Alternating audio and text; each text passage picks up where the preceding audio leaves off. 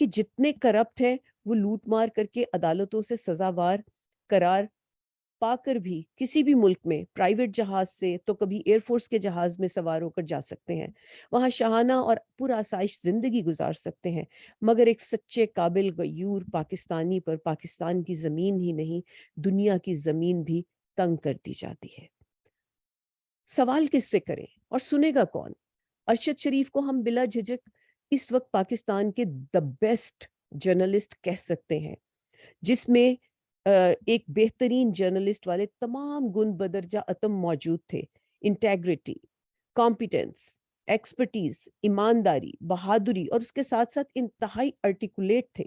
ایسے قابل لوگ ملک کا سرمایہ ہوتے ہیں اور ان پر جتنا فخر کیا جائے وہ کم ہے، مگر ہم بد نصیب ایسے ملک کے باشندے ہیں جہاں قابلیت کو گناہ عظیم سمجھا جاتا ہے، جہاں قابلیت کو جینے کے لیے کسی اور سرزمین پر پناہ لینی پڑتی ہے، یا اپنی نظریں اور سر جھکا کر زبان دانتوں میں دبا کر قدم قدم پر سمجھوتا کرتے ہوئے عمر کاٹنی پڑتی ہے، وگرنہ قابلیت کو نشان عبرت بنا دیا جاتا ہے۔ ارشد شریف قابلیت کا وہ نشان جس کو پاکستان نے خود پاکستان چھوڑنے پر یوں مجبور کر دیا کہ وہ نہ چاہتے ہوئے بھی وطن عزیز چھوڑ کر خدا کی زمین پر اپنی زندگی کے لیے پناہ ڈھونڈتا رہا، مگر اس مخلوق نے ارشد شریف پر خدا کی زمین تنگ کر دی۔ گو اس مخلوق کو خود اپنے اگلے پل کی خبر نہیں۔ دوسری جانب جس سے بات ہوئی اس کو غم زدہ پایا، یوں لگا جیسے کوئی اپنا تھا جس سے دل محبت کرتا تھا اور اس کی یہ اچانک شہادت سہنے کے لیے دل تیار نہ تھا۔ نہ جانے وہ ماں کیسے سہ رہی ہوگی، بیوی کا کیا حال ہوگا، اور بچے جو باپ کی شفقت سے ہمیشہ کے لیے محروم کر دیے گئے۔ یہ سب تو ہمارے خواب و خیال سے بھی باہر ہے۔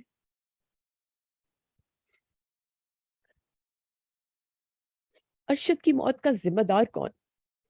وہ کون سے محرکات تھے جس کی وجہ سے ارشد شریف پر بغاوت کی 16 FIR کٹی اور وہ اپنی ضمانتیں کرواتے پھر رہے تھے؟ پھر ان کو ملک چھوڑنا پڑا، اپنی بیوی سے، اپنے چھوٹے چھوٹے بچوں سے دور، اپنی بوڑھی بیوہ ماں کو چھوڑ کر کون سی اذیتوں اور صعوبتوں سے گزرنا پڑا؟ کیا ارشد کی شہادت کا الزام گورنمنٹ پر صادر ہو سکتا ہے کہ ان کو ایک انتہائی ایماندار سچے پروفیشنل صحافی ہونے کے باوجود جھوٹی FIR کا سامنا کرنا پڑا، دھمکیاں موصول ہوئیں اور ملک چھوڑنا پڑا؟ ارشد نے 14 جولائی کو صدر پاکستان کو اور غالباً چیف جسٹس کو بھی خط لکھے تھے کہ ان کی جان کو خطرہ ہے۔ ان کو کہاں کہاں سے دھمکیاں موصول ہو رہی ہیں۔ کہتے ہیں، یعنی ارشد نے اس میں لکھا ہے کہ مجھے مصدقہ اطلاعات ملی ہیں کہ مجھے بعض بے ضمیر افراد نے نہ صرف جعلی کیسز میں نامزد کرنے سے متعلق گفتگو کی ہے، بلکہ مجھے جبری طور پر لاپتہ کرنے یا اغوا کرنے کی گفتگو بھی کی ہے۔ مجھے اپنی جان کا خطرہ ہے اور میرے بنیادی آئینی حقوق سلب کیے جانے کا بھی خطرہ ہے، اور اسی لیے میں اسلام آباد ہائی کورٹ گیا جس پر اس سارے معاملہ میں ملوث کردار تذبذب کا شکار ہے۔ یہ کس کی طرف اشارہ کر رہے تھے؟ صحافیوں کی حفاظت کے لیے آپ نے وفاقی حکومت کو ہدایات تو دی ہیں، مگر ان پر عمل نہ ہوا اور مجھے کوئی سیکیورٹی نہ ملی۔ پھر 15 جولائی کو صدر پاکستان نے وزیر اعظم کو خط لکھا تھا، یعنی پرائم منسٹر آف پاکستان کو، کہ صحافی ارشد کی طرف سے یہ خط موصول ہوا ہے اور اس کا مضمون بیان کیا، اس کے لیے پراپر کاروائی ہونی چاہیے۔ پھر 5 اگست کو deputy inspector general of police CTD counter terrorism department کی جانب سے تھریٹ لیٹر شائع ہوتا ہے جس میں صاف لکھا ہے کہ TTP کے ایک گروپ نے ارشد شریف پر مستقبل قریب میں قاتلانہ حملے کے بارے میں گفتگو کی ہے۔ اس کو کلیئرلی مینشن کیا گیا کہ ارشد کی جان کو خطرات ہیں۔ تو اس سلسلے میں کیا ہوا؟ یہ سوال ہے۔ اس سلسلے میں کیا ہوا؟ کیا کارروائی ہوئی؟ کیوں میڈیا کے لوگوں نے اس پر کام نہ کیا؟ کیوں کوئی حفاظتی انتظامات نہ ہو سکے؟ کیوں عدالت نے پروٹیکشن نہ دی؟ جبکہ 5 سال کے عدالتی فیصلے چند دنوں میں ریورس ہو گئے، پاسپورٹ مل گئے، لوگ ملک سے کئی بکسے لے کر روانہ بھی ہو گئے، اور کنوکٹڈ لوگ ایئر فورس کے طیاروں میں بیٹھ کر آ بھی گئے، اور 4 سال کی غیر موجودگی اور پینڈنگ حلف بھی اٹھا لیے، کیسز ختم ہونے سے پہلے منسٹر بھی فائز ہو گئے، اور پھر 4 سال کی تنخواہیں بھی لے لیں۔ تو پھر 5 جولائی سے اکتوبر 23، 5 جولائی سے 23 اکتوبر تک 3.5 مہینوں میں ایک دا بیسٹ صحافی کو کیوں ملک میں حفاظت نہ مل سکی؟ 3.5 مہینوں میں ایک پاکستانی کو، محب وطن کو، دا بیسٹ صحافی کو کیوں ملک میں حفاظت میسر نہ آ سکی؟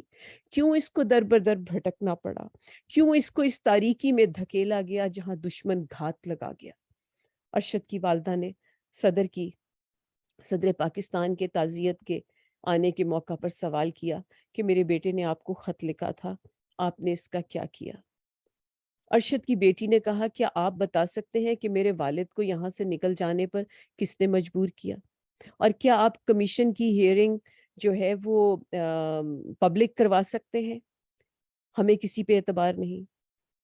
یعنی جو ان کی بیٹی ہے ارشد کی، وہ صدر پاکستان سے کہتی ہیں کہ کیا آپ کمیشن سے میک شور کر سکتے ہیں کہ تمام ہیئرنگ پبلک ہو، کیونکہ ہمیں کسی پر اعتبار نہیں۔ یہ لائن اس بچی کی، یہ سلیپ ہے ہم سب کے منہ پر، ان سب کے منہ پر جو بڑے بڑے دعوے کرتے ہیں کہ ایک بچی جس کے باپ کا سایہ اس کے سر سے چھین لیا گیا ہے، وہ کہہ رہی ہے کہ ہمیں کسی پہ اعتبار نہیں۔ اس کو 22 کروڑ کے ملک میں کسی پر اعتبار نہیں، وہ خواہ وہ کچھ بھی ہو، کسی بھی کرسی پہ ہو۔ کیا ان کی زندگی کے یوں ضائع ہو جانے کا الزام ہم میڈیا کو بھی نہیں دینا چاہیں گے؟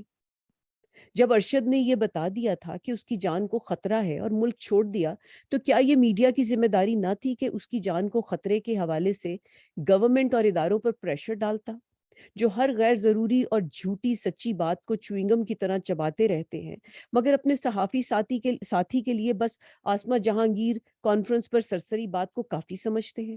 یہ کیوں نہ عدالت میں گئے اور اس کے حقوق اور زندگی کی حفاظت کے لیے کیوں نہ لڑے اور اس کو تعظیم اور جان کی حفاظت کے ساتھ واپس لے کر آئے؟ عین ممکن ہے کہ روز قیامت ارشد شریف قاتلوں کے ساتھ ساتھ عدالت اور صحافیوں کو بھی کٹہرے میں کھڑا کرنا اپنا حق سمجھیں، کیونکہ سب قاتل کو طاقتور بنانے کے ذمہ دار قرار پا سکتے ہیں۔ دشمن مرے خوشی نہ کریے، سجنا بھی مر جانا، مریم نواز کا ٹویٹ ان کے ظرف کی غمازی کرتا ہے۔ ان کی پارٹی کی حکومت ہے، جس کا مطلب ہے ان کی پارٹی کی ذمہ داری ہے کہ ملک کے ہر شہری کی جان و مال، عزت کی حفاظت اور بہتری کے لیے کام کیا جائے۔ اور یہاں یہ بھی سمجھ لیں کہ یہ ان کی پارٹی کی ہیڈ ہے اور سکور برابر ہونے کی باتیں ہو رہی ہوں۔ How scary is that? یہ بہت بڑا پیغام ہے، ان کا ٹویٹ بہت بڑا پیغام ہے قوم کے لیے، میڈیا کے لیے، ووٹر کے لیے، to note down for future, اور خود سے سوال کرنے کے لیے کہ کیا آپ اتنی بے حس، اتنی کم ظرف، اتنی سفاک مزاج کی لیڈرشپ کے پیچھے کھڑے ہونا چاہیں گے، یا اپنے ملک اور قوم پر مسلط ہونے دیں گے، یا اپنی اولاد کو اس طرح کی اتنی سفاک، اتنی کم ظرف لیڈرشپ کے رحم و کرم پر چھوڑیں گے، چھوڑنا چاہیں گے؟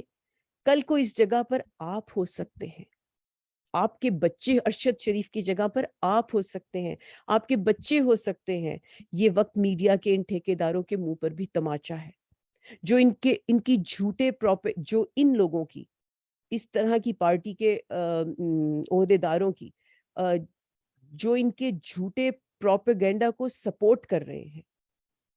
جاگو، جاگو، جاگو خدارا، جاگو، اور خدا کے واسطے اپنے بچوں کی حفاظت کے لیے ایک سٹینڈرڈ کو قائم کر لو، وگرنہ سب ویرانوں میں دوڑا دوڑا کر شکار کر لیے جاؤ گے، لوٹ لیے جاؤ گے، اور تمہیں دوسرے کی خبر تو ہوگی مگر تمہیں اپنی خبر نہ ہوگی۔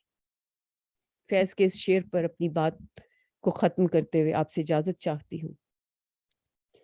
مٹ جائے گی مخلوق تو انصاف کرو گے، مٹ جائے گی مخلوق تو انصاف کرو گے، منصف ہو اگر حشر اٹھا کیوں نہیں دیتے، مٹ جائے گی مخلوق تو انصاف کرو گے، منصف ہو اگر حشر اٹھا کیوں نہیں دیتے، تم کیسے مسیحا ہو دوا کیوں نہیں دیتے، دوا کیوں نہیں دیتے۔